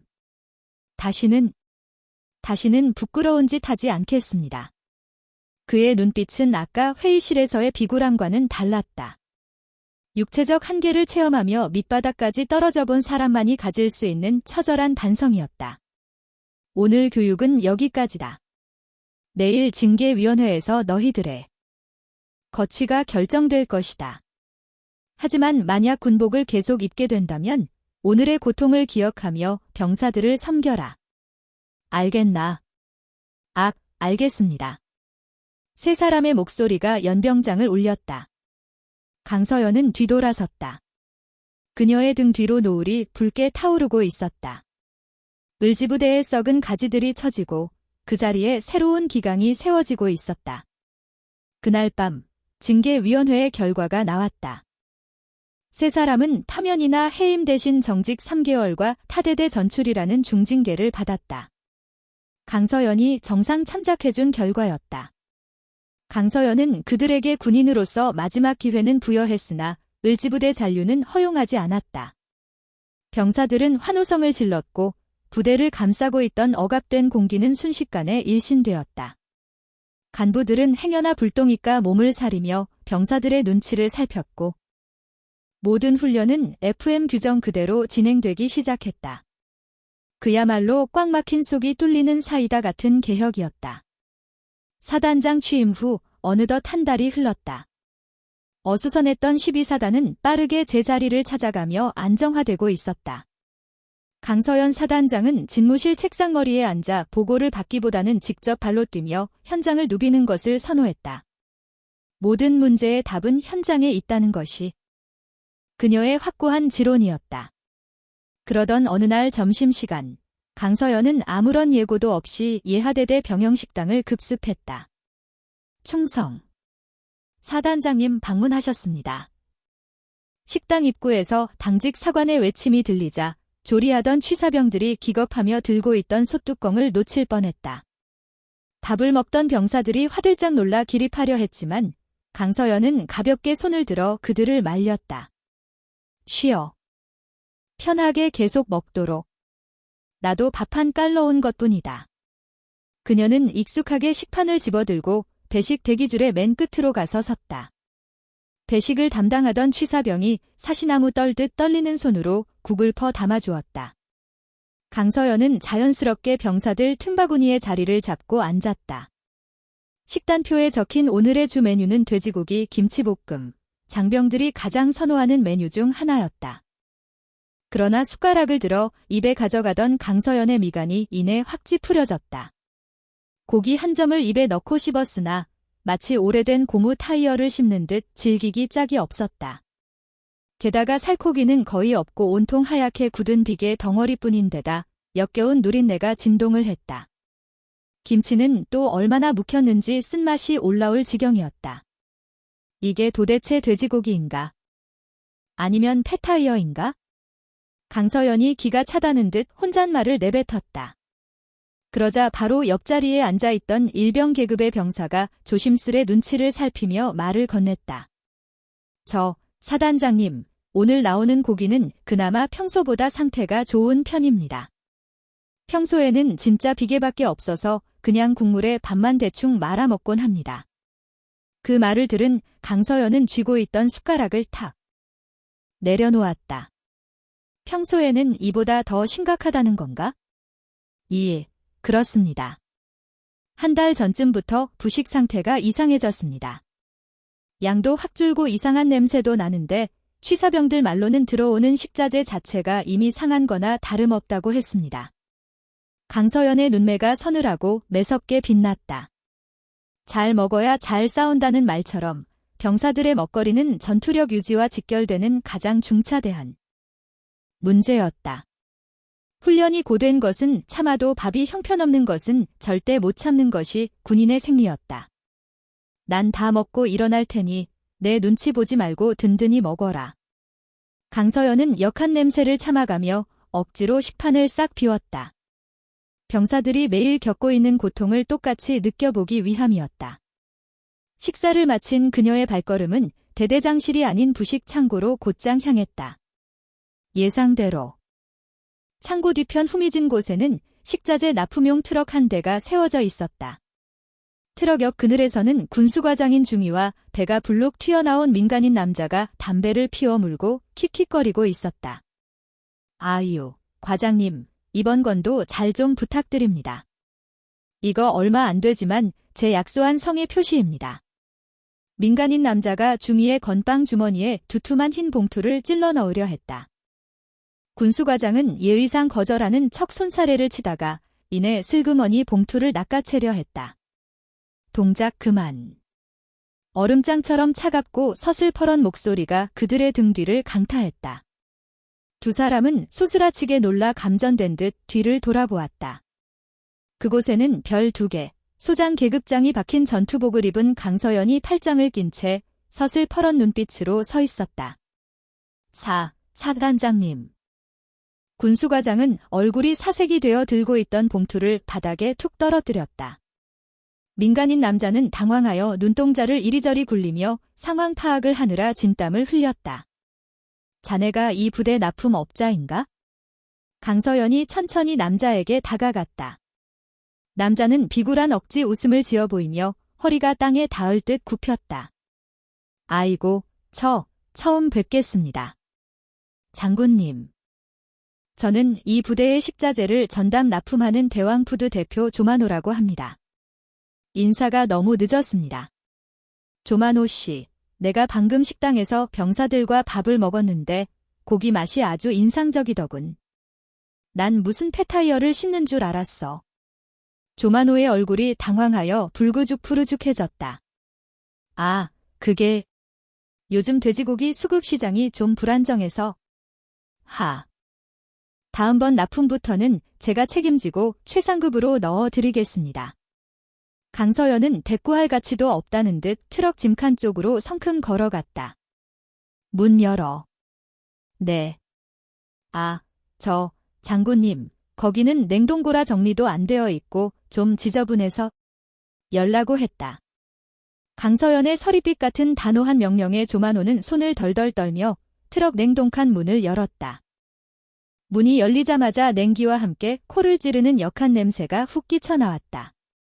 강서연은 주저없이 안으로 들어가 박스 하나를 거칠게 뜯어냈다. 거대는 버젓이 국내산 돼지고기 라벨이 붙어 있었지만 내용물은 거무튀튀하게 변색된 저급 냉동육 덩어리였다. 심지어 유통기한 라벨을 교묘하게 덧붙인 흔적조차 역력했다. 이게 자네가 말한 국내산 최상급인가? 내 눈에는 그냥 음식물 쓰레기로 보이는데. 강서연이 들고 있던 고기 덩어리를 바닥에 냅다 패대기 쳤다. 조만호가 다리에 힘이 풀린 듯 털썩 무릎을 꿇었다. 자, 장군님, 한 번만 봐주십시오. 제가 전임 작전 참모 최창우 소령님이랑은 호형호재하던 사이라 이번에 새 사단장님 오셨다고 해서 인사 좀 드리려고 그랬습니다. 그는 결정적인 말실수를 하고 말았다. 이미 파면된 최창우 소령의 이름을 꺼낸 것이다. 강서연의 입꼬리가 싸늘하게 비틀렸다. 아, 최창우 소령. 그 인간 이미 감옥 간 건 알고 있나? 자네도 곧 그 친구 만나러 가게 생겼군. 거기 가서 둘이 형님 동생하며 사이좋게 지내면 되겠어. 강서연은 즉시 무전으로 헌병대를 호출했다. 군수과장, 너는 뇌물수수 및 직무유기 혐의로 헌병대 조사를 받게 될 거다. 그리고 조만호 씨, 당신은 군납비리 및 사기 혐의로 민간 검찰에 넘길 거다. 이 쓰레기 같은 고기들은 당장 전량 회수 조치하고 그동안 횡령한 금액은 10원 한 푼 남기지 말고 다 토해낼 준비해. 조만호는 바닥에 주저앉아 땅을 치며 엉엉 울기 시작했다. 아이고, 내 팔자야. 최소령 그 자식이 뒤를 봐준다고 큰 소리 뻥뻥 치더니 곧이어 들이닥친 헌병들이 두 사람을 거칠게 연행해 갔다. 홀로 남은 강서연은 창고에 쌓인 썩은 식자재들을 바라보며 깊은 한숨을 내쉬었다. 병사들에게 이런 쓰레기를 먹였다는 사실에 피가 거꾸로 솟는 기분이었다. 강서연은 즉시 휴대폰을 꺼내 군단 군수 참모에게 전화를 걸었다. 우리 사단 부식 납품업체, 오늘부로 계약 해지합니다. 네. 위약금이든 소송이든 제가 다 책임집니다. 당장 오늘 저녁부터 인근 부대에서 식자재 긴급 조달 좀 부탁드립니다. 내 새끼들 밥 굶길 수는 없지 않습니까? 통화를 끝낸 강서연은 곧장 취사장으로 발걸음을 옮겼다. 식사를 마친 병사들이 빠져나가는 어수선한 분위기 속에서 그녀는 취사반장을 불렀다. 취사반장, 오늘 저녁 메뉴 싹 바꾼다. 예. 당장 재료가 없을 텐데요. 재료는 내가 구해온다. 오늘 저녁은 전 장병 삼겹살 파티다. 제한 없이 배 터지게 먹여? 예. 삼겹살 말입니까? 예산이 부족할 텐데. 내 사비로 쏜다. 그러니 너희는 불판 세팅하고 야채나 씻어 놔. 그날 저녁 12사단 연병장에는 고소한 고기 굽는 냄새가 진동을 했다. 강서연이 사비를 털어 인근 정육점을 통째로 비우다시피 사들인 생삼겹살이었다. 지글지글 고기가 익어가는 소리와 병사들의 왁자지껄한 웃음소리가 밤하늘을 가득 메웠다. 강서연은 그 활기찬 풍경을 흐뭇하게 바라보며 소주 한 잔을 입에 털어넣었다. 그때 한도윤 병장이 상추쌈을 크게 싸서 다가왔다. 사단장님, 하십시오. 허이, 녀석 봐라. 감히 사단장 입에 쌈을 밀어넣어. 말은 그렇게 하면서도 강서연은 입을 크게 벌려 널쭉 받아먹었다. 주변 병사들이 와하며 환호를 보냈다. 맛있다. 그래, 이게 진짜 고기지. 강서연은 볼이 미어터지게 오물거리며 호탕하게 웃었다. 폐타이어 같았던 고기는 온데간데없고 그 자리엔 신뢰라는 든든한 밥심이 차오르고 있었다. 먹는 문제가 해결되니 사기가 눈에 띄게 달라졌다. 12사단은 단순한 부대가 아니라 끈끈한 가족처럼 변해가고 있었다. 하지만 이 평화도 잠시 사단장실로 걸려온 한 통의 전화가 또 다른 폭풍을 예고했다.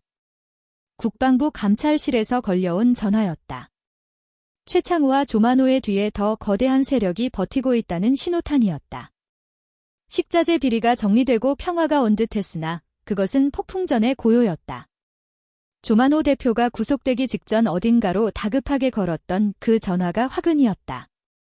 며칠 뒤 12사단 본청 앞에 검은색 세단 2대가 요란한 소리를 내며 들이닥쳤다. 육군 번호판이 아닌 국방부 소속임을 알리는 번호판이었다. 차에서 내린 이들은 국방부 전력유지실 감사관실 소속의 한상민 대령과 그 수행원들이었다. 그들의 표정은 살벌하기 그지없었다. 쾅! 사단장실 문이 거칠게 열렸다. 노크는 생략한 무례한 방문이었다. 강서연 소장님 되십니까? 국방부 감사관실 한상민 대령입니다. 강서연은 집무실 책상에서 서류를 보다가 천천히 고개를 들었다. 그녀의 눈빛이 서늘하게 가라앉았다.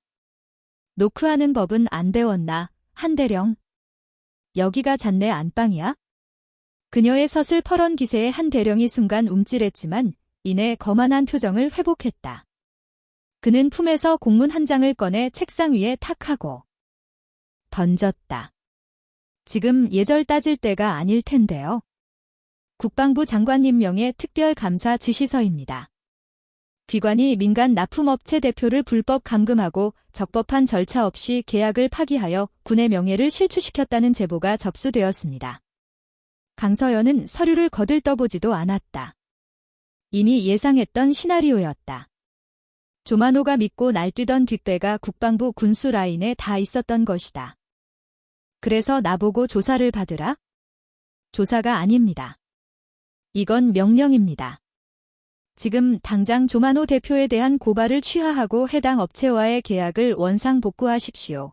그리고 이 사태에 대한 책임을 지고 보직 해임 심사를 준비하시죠. 한대령의 말은 명백한 협박이었다. 국방부라는 거대 권력을 등에 업고 일개 전방 사단장쯤은 찍어 누를 수 있다는 오만함이 깔려 있었다. 강서연이 자리에서 천천히 일어났다. 그녀는 한대령 앞으로 걸어갔다. 키는 비슷했지만 뿜어져 나오는 위압감은 강서연 쪽이 압도적이었다. 한대령, 잣내 조만호한테 얼마나 받아먹었나? 한대령의 눈이 휘둥그레졌다. 뭐라고요? 지금 말씀 함부로 하십니까? 명예훼손으로 추가 고발 당하고 싶으십니까? 명예. 썩은 고기를 병사들에게 먹이고 뒷돈 챙기는 놈들을 비호하는 게 국방부의 명예인가?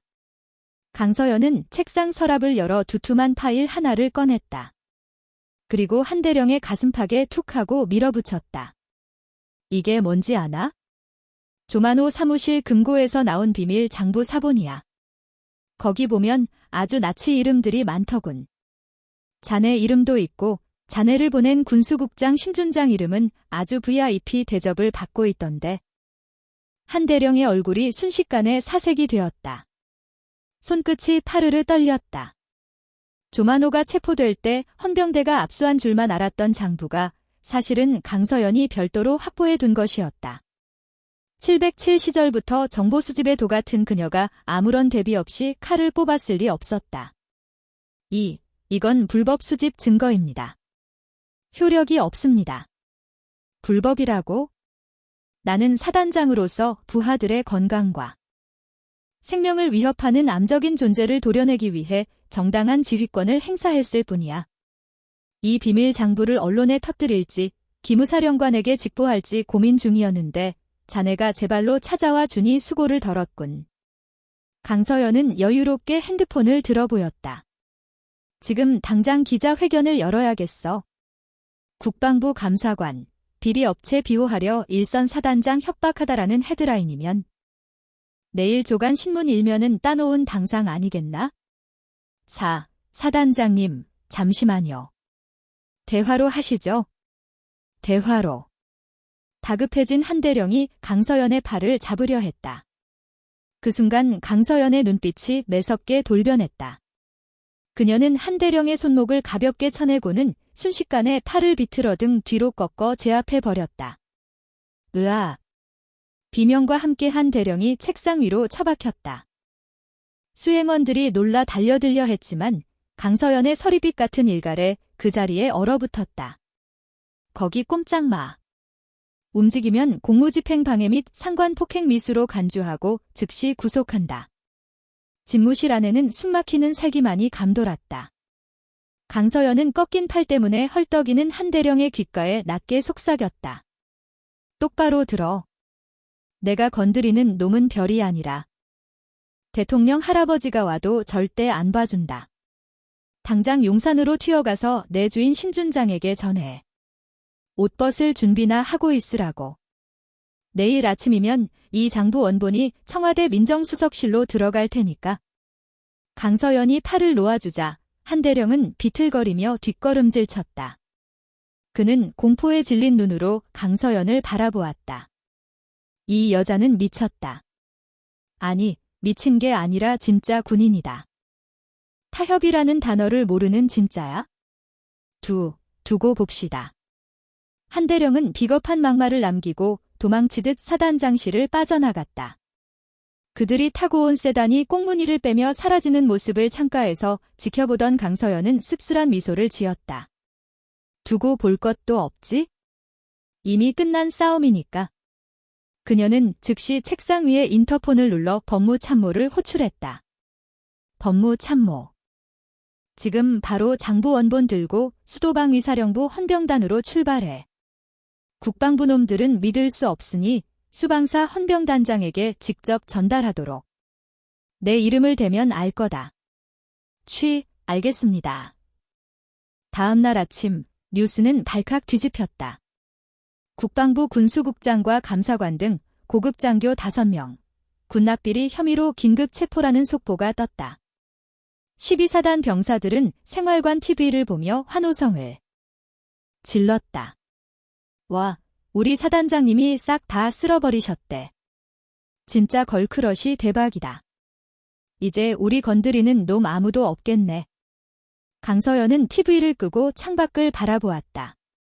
멀리 설악산 줄기에 하얀 눈이 쌓여 있었다. 내부의 적은 정리되었다. 하지만 군인의 본분은 전투다. 이제 진짜 실력을 보여줄 때가 되었다. 겨울이 깊어지고 1월이 되었다.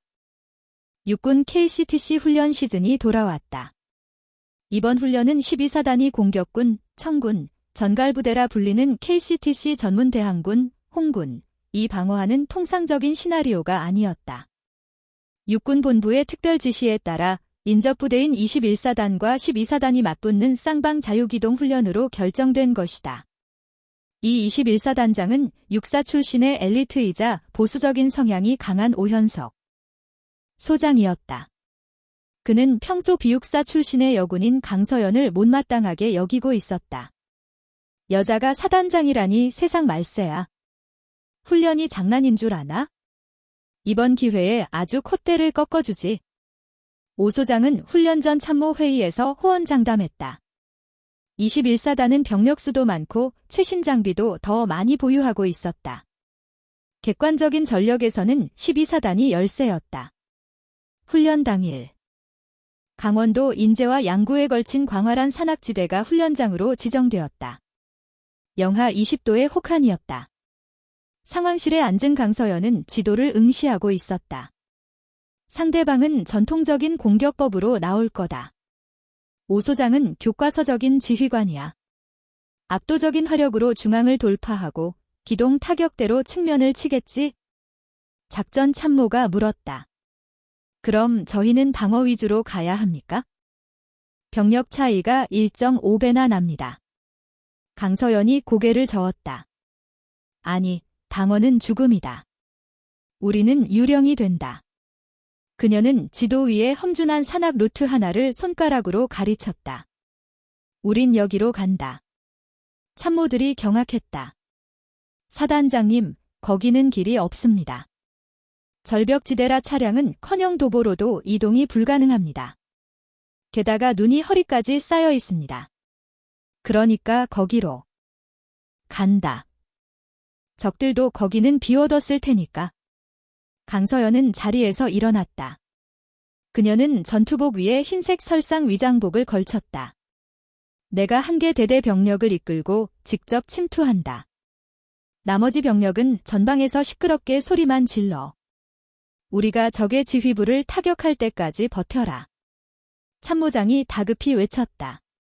사단장님이 직접 가신다고요? 위험합니다. 지휘 통제는 누가 합니까? 무전으로 한다. 그리고 내가 현장에 있는 게 가장 빠르고 정확한 지휘다. 한도윤 병장, 준비됐나? 상황실 한 구석에서 대기하던 한도윤 병장이 벌떡 일어났다. 그는 이제 사단장의 전속 통신병이 되어 있었다. 준비 끝났습니다. 가자. 전설을 만들러. 시계는 밤 10시를 가리키고 있었다. 12사단 3대대 병력 400명은 하얀 유령부대로 변모해 험준하기로. 소문난 매봉산 절벽을 오르고 있었다. 눈보라가 거세게 몰아쳐 1m 앞의 시야조차 확보하기 힘든 악천후였다. 병사들은 서로의 허리춤을 로프로 결속한 채 묵묵히 암벽을 기어 올랐다. 그 선두에는 강서연이 있었다. 707 특수임무대단 시절보다 더욱 혹독한 환경이었으나 그녀의 전진에는 망설임이 없었다. 반면 21사단 지휘부는 따뜻한 난로가 켜진 벙커 안에서 이미 승리를 확신하고 있었다. 12사단 놈들이 날씨에 꼼짝도 못할 겁니다. 날이 밝는 대로 포병 화력을 쏟아붓고 기갑으로 밀어붙이면 끝입니다. 오현석 소장은 커피를 느긋하게 마시며 여유를 만끽했다. 그는 자신의 후방이 이미 뚫리고 있다는 사실을 전혀 감지하지 못했다. 21사단의 모든 감시 자산은 주요 도로와 거점에만 집중되어 있었고 사람이 절대 오를 수 없다고 판단한 절벽지대는 경계의 사각지대로 방치되어 있었다. 새벽 3시 21사단 지휘소 후방 500m 지점. 눈 속에 파묻혀 있던 하얀 언덕들이 미세하게 꿈틀거렸다. 강서연과 한도윤, 그리고 3대대 병력이었다. 무려 5시간에 걸친 지옥 같은 산악 행군 끝에 적의 심장부에 비수를 꽂을 위치에 도달한 것이다. 전원 마일즈 장비 점검. 개시 신호는 내 총성이다. 강서연이 무전기에 대고 작게 속삭였다. 그녀는 야간 투시경을 내리고 K1 소총을 정조준했다. 녹색 화면 속에서 지휘소 입구를 지키던 경계병들이 추위에 떨며 졸고 있는 모습이 포착되었다. 강서연의 총구에서 공포탄이 격발됨과 동시에 레이저가 뻗어나갔다. 경계병의 조끼에서 삐하는 사망 경보음이 날카롭게 울렸다. 돌격. 쓸어버려. 400명의 유령들이 눈밭을 박차고 튀어나와 21사단 지휘소를 덮쳤다. 전혀 예상치 못한 후방 기습에 21사단은 혼비백산했다. 적인다. 기습이다. 도대체 어디서 튀어나온 거야? 후방은 안전하다던 지휘소는 순식간에 아수라장으로 변했다. 오 소장은 속옷바람으로 침낭에서 허겁지겁 기어나왔다가 강서연과 정면으로 마주쳤다. 강서연은 설상 위장복의 모자를 벗고 오 소장에게 총구를 겨눴다. 동상으로 붉게 얼어붙은 얼굴이었지만 입가에는 승자의 여유로운 미소가 걸려 있었다. 오현석 소장님, 주무시는데 신경 써드렸습니다. 이게 무슨... 자네가 왜 여기 있어? 사단장이 직접. 전쟁터에 장수와 병졸이 따로 있습니까? 이기는 놈이 장땡이죠. 강서연이 방아쇠를 당겼다. 팡. 오 소장의 가슴에 부착된 마일즈 센서에 붉은 불이 들어오며 사망금성이 정적을 깼다. 21사단 지휘부는 그렇게 전멸했다. 사단장님, 상황 종료되었습니다. 적 지휘부 전원 제압 완료. 한도윤 병장이 상기된 목소리로 보고했다. 강서연은 총을 내리고 승리의 거수 경례를 올렸다. 고생했다. 우리가 이겼어. 날이 밝자. 훈련 통제본부에서 최종 결과가 발표되었다. 12사단의 압도적인 승리였다. 육군 역사상 사단장이 직접 적진 깊숙이 침투하여 적 사단장을 사살한 사례는 전무후무했다. 오현석 소장은 고개를 들지 못한 채 진흙탕에 주저앉아 멍한 표정으로 강서연을 올려다보았다. 자신이 무시했던 여군, 그저 정치 군인일 것이라 평가했던 강서연은 진짜 괴물이었다. 타협을 모르는 야전 군인이었다. 강서연이 오 소장에게 다가가 손을 내밀었다. 좋은 승부였습니다. 선배님. 다음에는 전방에서 뵙겠습니다. 오 소장은 떨리는 손으로 그녀의 손을 맞잡았다. 그의 눈빛에서 경멸은 사라지고 두려움 섞인 경외심이 자리 잡고 있었다. 그래, 내가 졌네.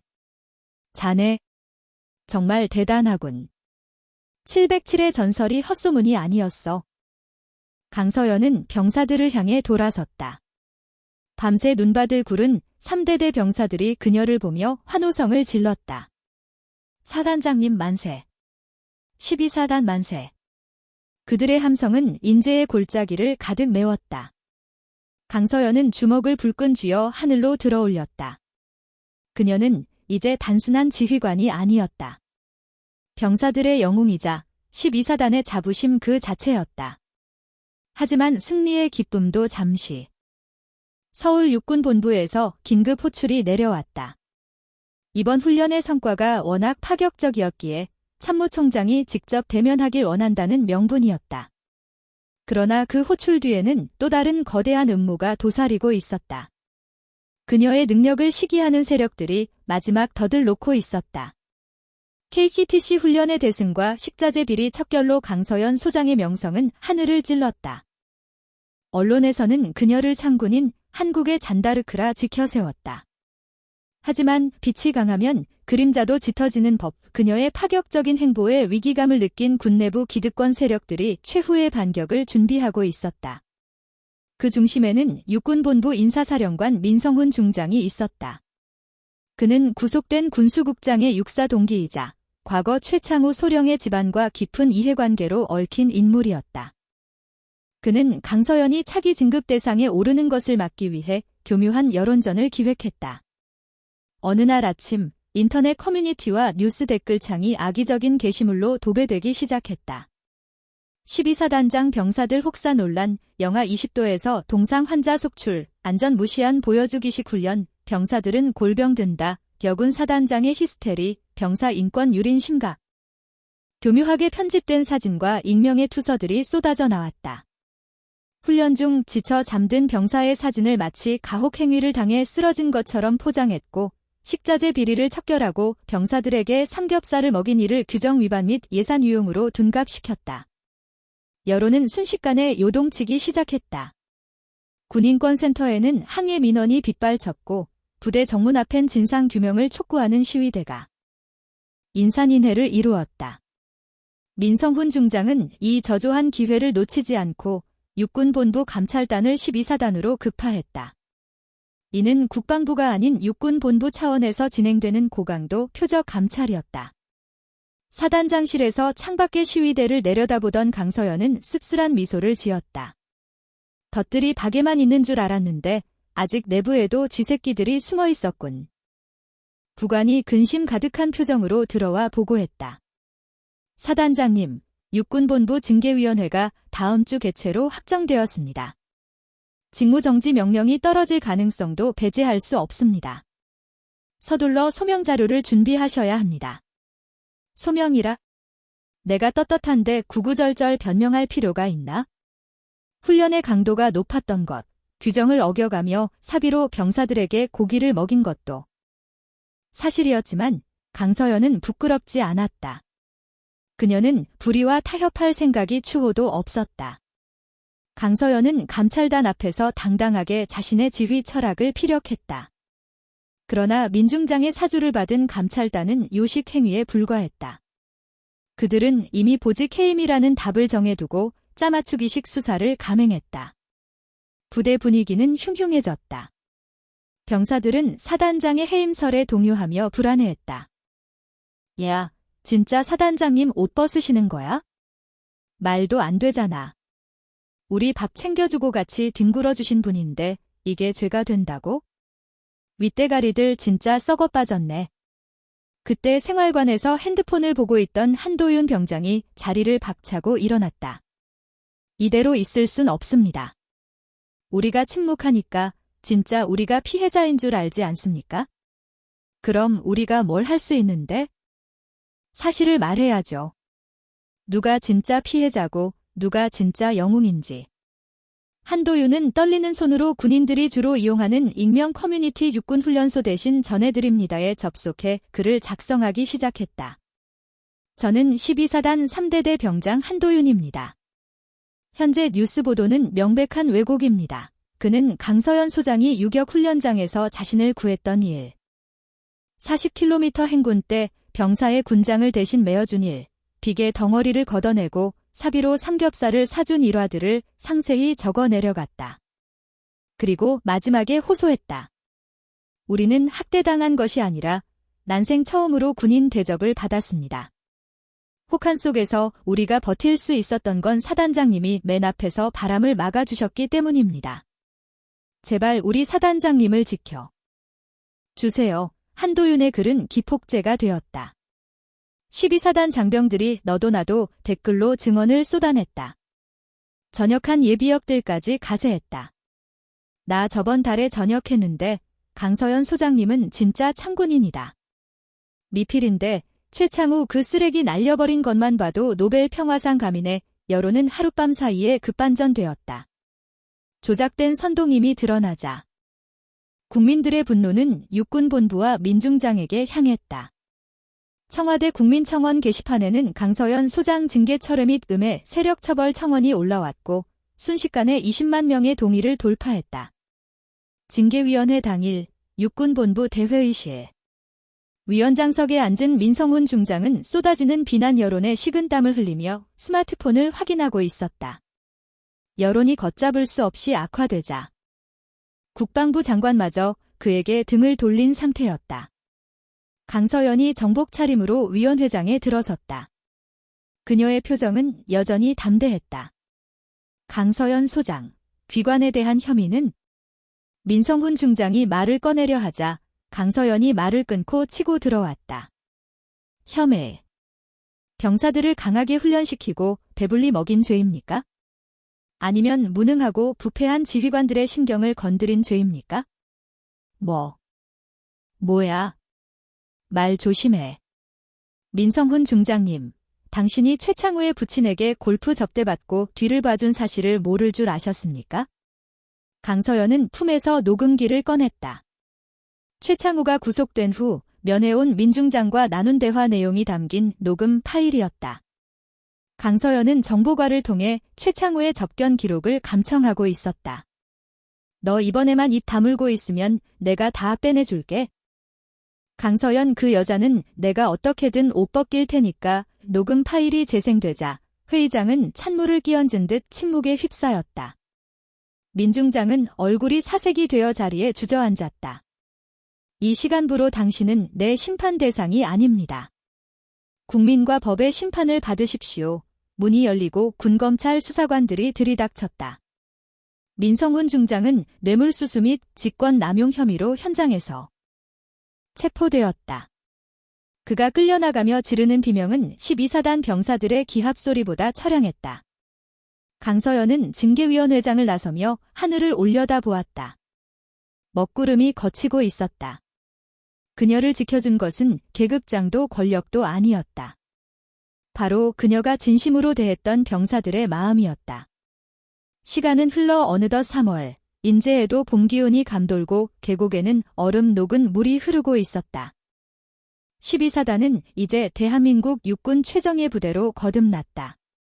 별들의 무덤이라 불리던 이곳은 이제 전설의 요람이 되었다. 그리고 오늘은 한도윤 병장의 저녁일이었다. 위병소 앞, 한도윤은 말끔하게 다림질한 전투복에 저녁 마크를 달고서 있었다. 동기들과 후임들이 나와 그를 살갑게 쳐주었다. 고생했다, 한 병장. 나가서 돈 많이 벌어라. 연락해라. 시끌벅적한 환송식이 끝나고 한도윤이 위병소를 나서려던 찰나였다. 본청 쪽에서 지프차 한 대가 달려왔다. 성판이 달린 차가 멈추고 뒷좌석에서 강서연 사단장이 내렸다. 그녀는 지휘봉 대신 작은 쇼핑백을 들고 있었다. 사단장님. 한도윤이 당황하여 경례를 붙였다. 강서연은 웃으며 그의 손을 잡아내렸다. 경례하지 마라. 넌 이제 민간인이다. 그녀의 목소리는 유격훈련장의 진흙탕 속에서 들었던 그 목소리처럼 따뜻했다. 강서연은 쇼핑백을 건넸다. 받아라. 사회 나가서 신을 신발이다. 군화 달리도록 고생했는데 나갈 때는 좋은 신발 신고 가야지. 쇼핑백 안에는 유명 브랜드의 운동화가 들어있었다. 한도윤의 눈시울이 붉어졌다. 일개 병사의 저녁에 사단장이 직접 나와 선물을 주는 일은 상상도 못할 일이었다. 사단장님, 감사합니다. 정말 감사합니다. 한도윤은 눈물을 참으려 입술을 깨물었다. 지난 겨울에 혹독했던 기억들이 주마등처럼 스쳐 지나갔다. 하지만 그 기억 속에는 언제나 강서연 사단장이 함께 있었다. 한도윤, 넌 내 군 생활에서 가장 자랑스러운 부하 중 한 명이었다. 내가 보여준 용기 덕분에 나도 버틸 수 있었다. 사회에 나가서도 그 마음 잃지 마라. 명심하겠습니다. 사단장님도 부디 건강하십시오. 12사단 영원히 잊지 않겠습니다. 한도윤은 다시 한번 정중하게 경례를 올렸다. 이번에는 군인으로서가 아니라 인생의 스승에 대한 존경을 담은 경이었다. 충성. 강서연도 정자세를 취하고 담백하게 답례했다. 충성. 잘 가라. 한도윤이 위병소를 나섰다. 그는 뒤를 돌아보지 않았다. 하지만 등 뒤에는 12사단의 깃발과 그를 배웅하는 강서연 사단장의 모습이 든든한 산처럼 버티고 있다는 것을 느낄 수 있었다. 한도윤이 떠난 후 강서연은 부관과 함께 연병장을 거닐었다. 파릇파릇한 새싹이 돋아난 연병장에서 신병들이 힘찬 함성을 지르며 구보를 하고 있었다. 부관. 예 사단장님, 올해 유격훈련 일정 잡혔나? 다음 달로 예정되어 있습니다. 강서연이 시원하게 웃었다. 좋아. 이번에는 1박 2일 더 늘려. 그리고 나도 참가한다. 이번에는 화생방에서 노래 1절까지 부를 테니까 각오하라고 전해.